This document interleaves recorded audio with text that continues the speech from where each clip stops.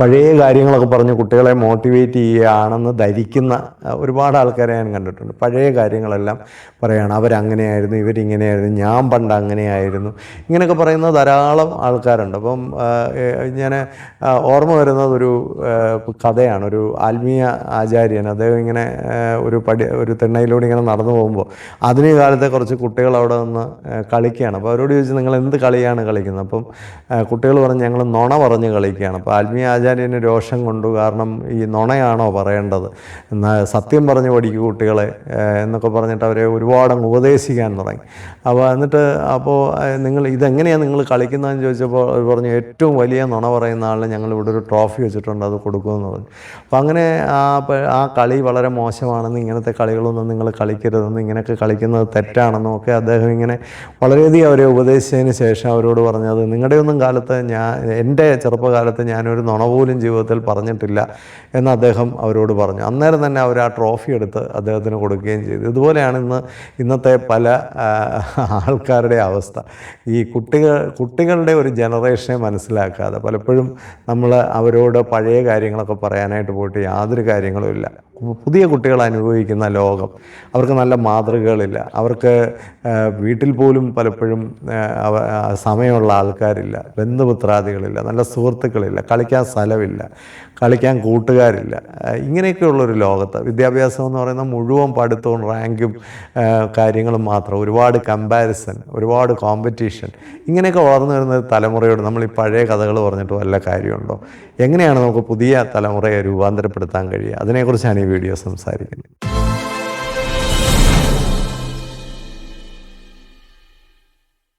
വിശുദ്ധ ബൈബിളിൽ ഒരു വാക്യമുണ്ട്, പുതിയ വീഞ്ഞ് നമ്മൾ പഴയ തുരുത്തിയിൽ ഒഴിച്ച് വെക്കാറില്ല എന്ന് പറഞ്ഞ പോലെയാണ് ഇന്നത്തെ കുട്ടികളെ നമ്മൾ വളർത്തുമ്പോൾ നമുക്ക് പഴയ കുറേ സമ്പ്രദായങ്ങളിലേക്ക് നമ്മുടെ ഇന്നത്തെ കുട്ടികളെ തിരിച്ചു കൊണ്ടുപോയി നമുക്ക് പഴയതുപോലെ വളർത്താം എന്ന് പറഞ്ഞാൽ ഒരു കാരണവശാലും ഇനി അത് നടക്കാൻ പോകുന്നില്ല.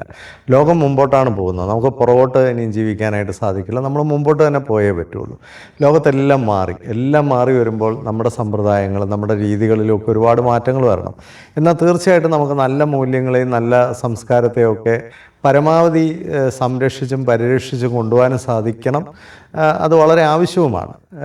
ഇപ്പോൾ കഴിഞ്ഞ ദിവസം തന്നെ ഒരു പേരൻ്റ് എന്നോട് പറഞ്ഞത്, സ്കൂളിലൊന്നും അധ്യാപകർ ശിക്ഷിക്കുന്നില്ല, വഴക്ക് പറയുന്നില്ല. സ്കൂളിൽ അധ്യാപകർക്ക് ശിക്ഷിക്കാനും വഴക്ക് പറയാനൊന്നും പറ്റുന്ന ഒരു സാഹചര്യത്തിലല്ല ഇന്ന് നമ്മുടെ നിയമ സംവിധാനങ്ങളെ നോക്കിക്കഴിഞ്ഞാലും അതുപോലെ തന്നെ കുട്ടികളെ നോക്കിക്കഴിഞ്ഞാലും. കാരണം ഇന്നത്തെ കുട്ടികളുടെ ഒരു പ്രത്യേകത എന്താ, മാതാപിതാക്കൾക്ക് തന്നെ കുട്ടികളെ ഭയമാണെന്നുള്ളതാണ് വാസ്തവം.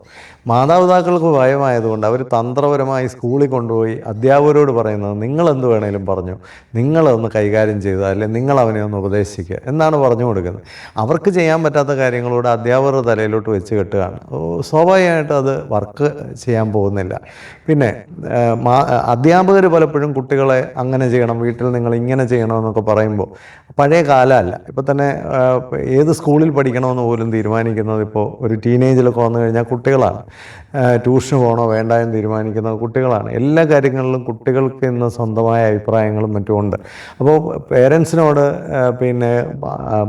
അധ്യാപകർ കംപ്ലൈൻറ്റ് പറയുകയാണ്, കുട്ടിയെ അങ്ങനെ വിടണം ഇങ്ങനെ വിടണമെന്നൊന്നും പറഞ്ഞാൽ അതിനൊന്നും എല്ലാ വീട്ടിലും സാഹചര്യങ്ങൾ പറ്റിയെന്ന് വരില്ല. ഇനി ചില കുട്ടികളൊക്കെ അമിക്കബിൾ ആയിരിക്കും, അവരുടെ ജെനറ്റിക്സ് അമിക്കബിളാണ്, അവർ വളർന്നു വരുന്ന എൻവയോൺമെൻറ്റ് വളരെ മര്യാദയോടെ വളരാൻ പറ്റുന്നതാണ്.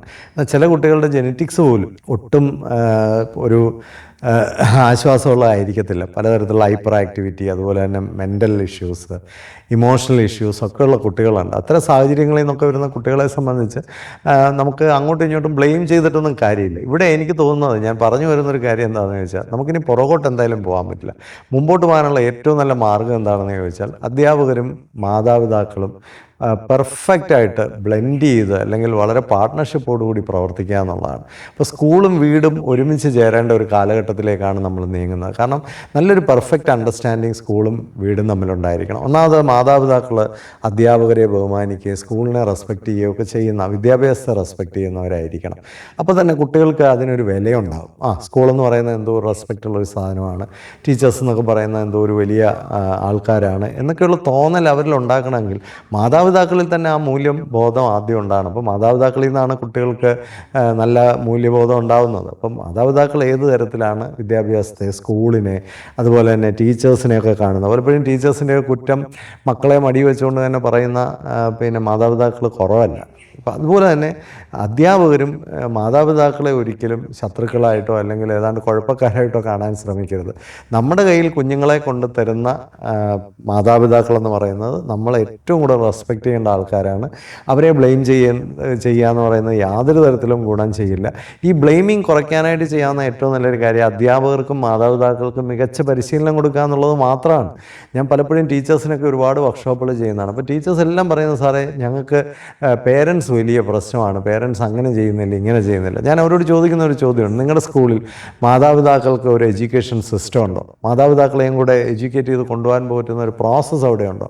അങ്ങനെ ഒരു സംവിധാനം ഇല്ല. അപ്പോൾ പിന്നെ ഈ കുറ്റം പറഞ്ഞുകൊണ്ടിരിക്കുക എന്ന് പറയുന്നതിനകത്ത് യാതൊരു കാര്യമില്ല. ഞാൻ ഇതിനു മുമ്പുള്ള വീഡിയോയിലൊക്കെ എപ്പോഴും പറയുന്നൊരു കാര്യമാണ്, weak people blame, strong people take charge. അപ്പം നമ്മൾ ലീഡേഴ്സ് ആണെങ്കിൽ ഒരു സ്കൂൾ ചെയ്യേണ്ടത് മാതാപിതാക്കളെയും കൂടി ട്രെയിൻ ചെയ്ത് കൊണ്ടുപോകാനായിട്ട് ശ്രമിക്കുക. അധ്യാപകർക്കും കാലോചിതമായ ട്രെയിനിങ് കൊടുക്കുക. അപ്പോൾ ഈ കുട്ടികളെ എങ്ങനെ നമുക്ക് റിഫോം ചെയ്യാം?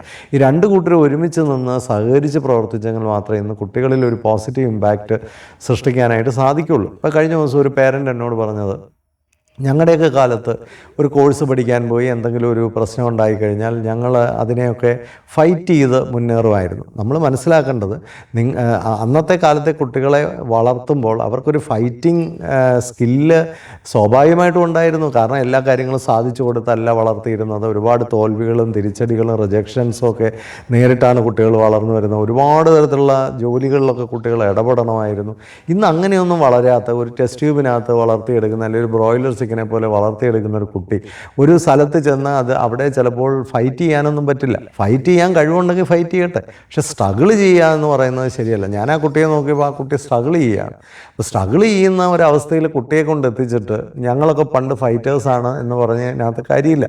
അപ്പോൾ അവിടെയാണ് പ്രശ്നം കിടക്കുന്നത്. വേറൊരു വലിയ പ്രശ്നം എന്ന് പറഞ്ഞാൽ, പണ്ട് കാലത്ത് നിവൃത്തിയില്ലായിരുന്നതുകൊണ്ട് പലരും അപ്പനും അമ്മയൊക്കെ ചൂണ്ടിക്കാണിക്കുന്ന കോഴ്സുകളോ അല്ലെങ്കിൽ ആരെങ്കിലും പറയുന്ന സ്കൂളിലോ ഒക്കെ പോയി പഠിക്കും, അല്ലെ ബോർഡിങ്ങിൽ പോയി നിൽക്കാൻ പറഞ്ഞാൽ നിൽക്കും. ഇന്ന് അങ്ങനെ അങ്ങനെയുള്ള ബുദ്ധിമുട്ടുകളൊന്നും ഇല്ലാത്ത വീടുകളിൽ നിന്ന് വരുന്ന കുട്ടികൾ സ്വാഭാവികമായിട്ടും അവർക്ക് നിർബന്ധപൂർവ്വം ഏതെങ്കിലും കോഴ്സ് മരുന്നിന് വേണ്ടി അല്ലെങ്കിൽ ഏതാണ്ട് രോഗചികിത്സ പോലെ പഠിക്കേണ്ട ആവശ്യമൊന്നുമില്ല.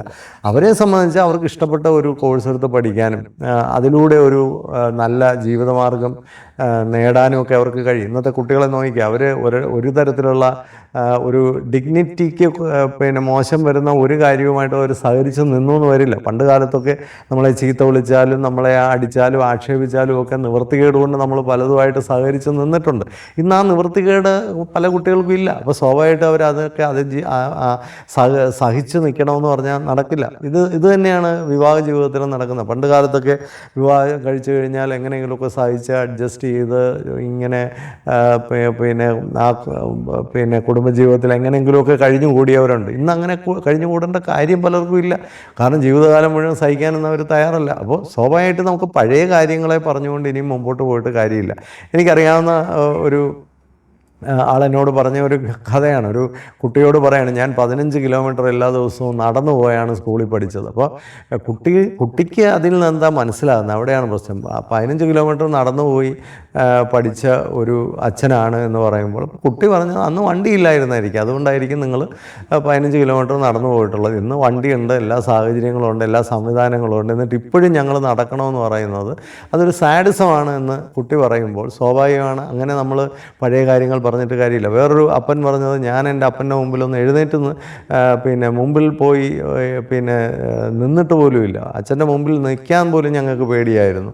അച്ഛൻ്റെ മുമ്പിൽ നിൽക്കാൻ എന്താ, പപ്പായിക്ക് പോളിയോ ഉണ്ടായിരുന്നോ എന്നാണ് കുട്ടി ചോദിച്ചത്. എന്ന് പറഞ്ഞാൽ കുട്ടിക്ക് അത്തരത്തിലുള്ള കാര്യങ്ങളെ മനസ്സിലാവുള്ളൂ. കാരണം നിൽക്കാൻ പറ്റാത്ത ഒരാൾ കാലിനെന്തെങ്കിലും പ്രോബ്ലം ഉള്ള ആളാണ്, അല്ലാതെ മറ്റെന്തെങ്കിലും ഒരു കാരണം നിൽക്കാതിരിക്കാനുണ്ട് എന്ന് ചിന്തിക്കാൻ പോലും പറ്റാത്ത ഒരു കാലഘട്ടത്തിലാണ് കുട്ടികൾ ഇന്ന് വളർന്നു വരുന്നത്. അപ്പോൾ സ്ലോ ആയിട്ട് നമ്മൾ പഴയ കാര്യങ്ങൾ പറഞ്ഞ് കുട്ടികളെ ഇനിയും ബേജാറാക്കിയിട്ട് കാര്യമില്ല. അവരുടെ മേക്ക് തന്നെ ഡിഫറെൻ്റാണ്, അവരുടെ മെറ്റൽ ഡിഫറെൻ്റാണ്. ഈ സാഹചര്യത്തിൽ വളർന്നു വരുന്ന കുട്ടികൾ, അവർക്ക് അതിജീവന ശക്തി കുറവാണ്, ഇമോഷണൽ ഇൻ്റലിജൻസ് കുറവാണ്, ലൈഫ് സ്കിൽസ് കുറവാണ്. എല്ലാവരുടെയും കാര്യമല്ല, ഭൂരിപക്ഷം കുട്ടികളിൽ ഇങ്ങനെയുള്ള കുറവുകൾ കാണുന്നുണ്ട്.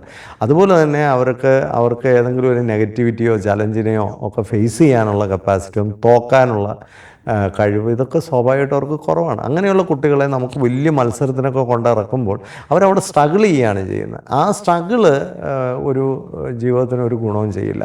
നേരെ മറിച്ച് അവരെ നമ്മൾ നല്ല ഫൈറ്റേഴ്സ് ആക്കിയിട്ട് അവരെ ഏത് ഫൈറ്റിന് ഇറക്കിയാലും അത് അവർ എൻജോയ് ചെയ്യും. കാരണം ഒരു ഫൈറ്റിങ്ങിനുള്ള സ്കില്ലുള്ള ഒരാളിനെ സംബന്ധിച്ച് ഫൈറ്റ് ഒരു എൻജോയ്മെൻ്റാണ്. ഫൈറ്റിങ്ങിനുള്ള സ്കില്ലില്ലാത്ത ഒരാളിനെ സംബന്ധിച്ച് ആ ഫൈറ്റ് എന്ന് പറയുന്നത് അടിവാങ്ങലാണ്, സ്ട്രഗിളാണ്. അപ്പോൾ ഇതാണ് നമ്മൾ മനസ്സിലാക്കേണ്ടത്. അപ്പോൾ നമ്മൾ കുട്ടികളെ വളർത്തുമ്പോൾ തന്നെ ഇനിയും സ്കൂളും പേരൻറ്റും തമ്മിൽ ഒന്നിക്കാത്തതിൻ്റെ വേറൊരു കാരണം എന്താണെന്ന് ചോദിച്ചാൽ, സ്കൂളിൽ നടത്തുന്ന പല കാര്യങ്ങളും ചന്തയ്ക്ക് വേണ്ടിയുള്ള അല്ലെങ്കിൽ കച്ചവടത്തിന് വേണ്ടിയുള്ള കാര്യങ്ങളാണ്. ഇതൊക്കെ പേരൻസ് ചോദ്യം ചെയ്യുമെന്ന് പേടിച്ചിട്ട് പേരൻസിനെ ദൂരെ മാറ്റി നിർത്തിക്കൊണ്ടുള്ള പ്രവർത്തനങ്ങളാണ്. കുട്ടികൾക്ക് അടിസ്ഥാനപരമായി വേണ്ടത് ലൈഫ് സ്കിൽസാണ്, വാല്യൂസാണ്, പേഴ്സണാലിറ്റി ഡെവലപ്മെൻറ്റാണ്, അവർക്ക് അറിവാണ്. ഇതൊന്നും ഇന്ന് സംഭവിക്കുന്നില്ല. അതിന് പകരം കുറേ പരീക്ഷകളും കുറേ ടെക്നിക്കലായിട്ടും മെക്കാനിക്കലായിട്ടുള്ള കുറേ പ്രോസസ്സുകൾ കുട്ടികളുടെ മേൽ അടിച്ചേൽപ്പിക്കുകയും കുട്ടിയിൽ ഒരു ട്രാൻസ്ഫോർമേഷൻ സംഭവിക്കുന്നില്ല, അത് നോളജ് വൈസും സംഭവിക്കുന്നില്ല. കാരണം ഇന്നത്തെ കുട്ടികൾക്ക് സമൂഹത്തിൽ നടക്കുന്ന കാര്യങ്ങളെക്കുറിച്ച് അറിയില്ല, ലോകത്ത് നടക്കുന്ന കാര്യങ്ങളെക്കുറിച്ച് അറിയില്ല, ഒരു മേഖലയെക്കുറിച്ചും ആഴമായ അറിവുകളില്ല. അത് തന്നെ വലിയൊരു പ്രശ്നമാണ്. ആഴമായൊരു അറിവ് ഒരു രംഗത്തെക്കുറിച്ചും കുട്ടികൾക്കില്ല എന്നുള്ളത് കൊണ്ട് കുട്ടികൾ നാളെ തകർന്നു വീഴാൻ സാധ്യതയുണ്ട്. കാരണം ഞാൻ ഇതിനു മുമ്പ് പറഞ്ഞിട്ടുള്ളതാണ്, ഇപ്പോൾ AI ഒക്കെ വളരെ സജീവമായി വരുമ്പോൾ, റോബോട്ടിക്സും ഓട്ടോമേഷനും ഒക്കെ സംഭവിക്കുമ്പോൾ വരാൻ പോകുന്നൊരു കുഴപ്പം എന്നാന്ന് വെച്ചാൽ, നമ്മൾ വിചാരിക്കുന്ന ജോലികൾ ഒന്നും കുട്ടികൾക്ക് കിട്ടിയെന്നോ അല്ലെങ്കിൽ ജോലി തന്നെ കിട്ടണമെന്നോ ഒന്നുമില്ല. ആ സമയത്ത് ആരാണ് സർവൈവ് ചെയ്യുന്നത്? നല്ല ഫൗണ്ടേഷണൽ സ്ട്രെങ്ത് ഉള്ള കുട്ടികളാണ് സർവൈവ് ചെയ്യാൻ പോകുന്നത്. പ്രത്യേകിച്ച് നല്ല കാലിബറുള്ള, നല്ല മെൻ്റൽ ഹെൽത്തുള്ള, ഇമോഷണൽ ഹെൽത്തുള്ള, പേഴ്സണാലിറ്റി ഡെവലപ്മെൻറ്റുള്ള, ക്യാരക്ടറുള്ള, അതുപോലെ തന്നെ നല്ല സ്കിൽഫുള്ളായിട്ടുള്ള, ഡീപ്പായിട്ട് നോളജുള്ള അത്തരം ആൾക്കാർക്ക് മാത്രമേ ഒരു ഡൈവേഴ്സിഫൈഡ് ആയിട്ടുള്ള ഓപ്പർച്യൂണിറ്റീസ് കണ്ടെത്താനും ഒരു തടസ്സം വന്നു കഴിഞ്ഞാൽ അവിടെ നിന്ന് ക്രിയേറ്റീവായിട്ട് രക്ഷപ്പെടാനും കൺസ്ട്രക്റ്റീവായിട്ട് രക്ഷപ്പെടാനും അവർക്ക് സാധിക്കത്തുള്ളൂ. അപ്പം അങ്ങനെ പറ്റുന്ന ഒരു തലമുറയാണ് നമ്മളിനിയും വാർത്തെടുക്കേണ്ടത്. അവിടെ മാതാപിതാക്കളും അധ്യാപകരും പരസ്പരം പോരടിച്ചുകൊണ്ടിരുന്നാൽ കുട്ടികൾ തകർന്നു പോകും. അതുകൊണ്ട് പുറകോട്ട് പോയി കുട്ടികളെ വിജയിപ്പിക്കുക എന്ന ഒരു അവസ്ഥ ഇനി നടക്കില്ല. നമുക്ക് പുതിയ കാര്യങ്ങളാണ് ആവശ്യം. ആധുനിക കാലത്തെ വിഷയങ്ങളെ നേരിടാനായിട്ട് ആധുനികമായ ഒരുപാട് സൊല്യൂഷൻസ് നമുക്ക് ആവശ്യമാണ്. നമ്മളിപ്പം പലപ്പോഴും പറയാറുണ്ട്, നമുക്ക് ഒരു ലീഡർഷിപ്പ് എന്ന് പറഞ്ഞാൽ സൊല്യൂഷനാണ്. ഇന്നത്തെ കുട്ടികളെ ഫലപ്രദമായി വിജയിപ്പിച്ചെടുക്കണമെങ്കിൽ അതിന് വേണ്ട സൊല്യൂഷൻസിലേക്കാണ് നമ്മൾ പോകേണ്ടത്. അവിടെയാണ് പേരൻറ്റിങ് എഡ്യൂക്കേഷനൊക്കെ ഇന്ന് വളരെ ഇമ്പോർട്ടൻ്റ് ആയി വരുന്നത്. അവിടെയാണ് ടീച്ചേഴ്സ് ട്രെയിനിങ് ഒക്കെ വളരെ ഇമ്പോർട്ടൻ്റ് ആയിട്ട് വരുന്നത്. കാരണം ഇന്നത്തെ കുട്ടികളുടെ സാഹചര്യങ്ങൾ മനസ്സിലാക്കിക്കൊണ്ട്, അവരുടെ അവസ്ഥകൾ മനസ്സിലാക്കിക്കൊണ്ട്, അവരെ എന്ത് കൊടുത്ത് ഏത് തരത്തിലുള്ളൊരു ഫൗണ്ടേഷണൽ സ്ട്രെങ്ത് കൊടുത്താൽ അവരെ നാളെ വിജയികളാക്കി ലോകത്ത് നിർത്താൻ പറ്റും, സർവൈവേഴ്സാക്കി നിർത്താൻ പറ്റും, സസ്റ്റൈനബിളി അവരെ ഡെവലപ്പ് ചെയ്യാൻ പറ്റും. ഇതിനെക്കുറിച്ച് നമ്മൾ കൂടിയാലോചിക്കേണ്ട ഒരു കാലമാണിപ്പോൾ. പോരടിക്കേണ്ട സമയമല്ല. എവിടെയൊക്കെ ഒന്നിക്കാം, എവിടെയൊക്കെ ഒരുമിച്ചിരുന്ന് ചിന്തിക്കാം എന്ന് ചിന്തിക്കേണ്ട ഒരു കാലത്ത് അതിനുള്ള ഒരു വേദികൾ ധാരാളമായിട്ടുണ്ടാകട്ടെ എന്ന് ആശംസിക്കുന്നു. ഇത് കേട്ടുകൊണ്ടിരിക്കുന്ന, എന്നെ വാച്ച് ചെയ്യുന്ന എല്ലാ സബ്സ്ക്രൈബേഴ്സിനും വ്യൂവേഴ്സിനും നന്ദി അറിയിക്കുന്നു. നല്ലതെങ്കിൽ മറ്റുള്ളവർക്ക് കൂടെ ഒന്ന് ഷെയർ ചെയ്ത് കൊടുക്കാൻ പ്രത്യേകമായിട്ട് ശ്രമിക്കുക. ഈ ഒരു കമ്മ്യൂണിറ്റിയുടെ ചർച്ചകളൊക്കെ വളരെ സജീവമാകുന്നതിൽ ഒരുപാട് thank you all. Happy living.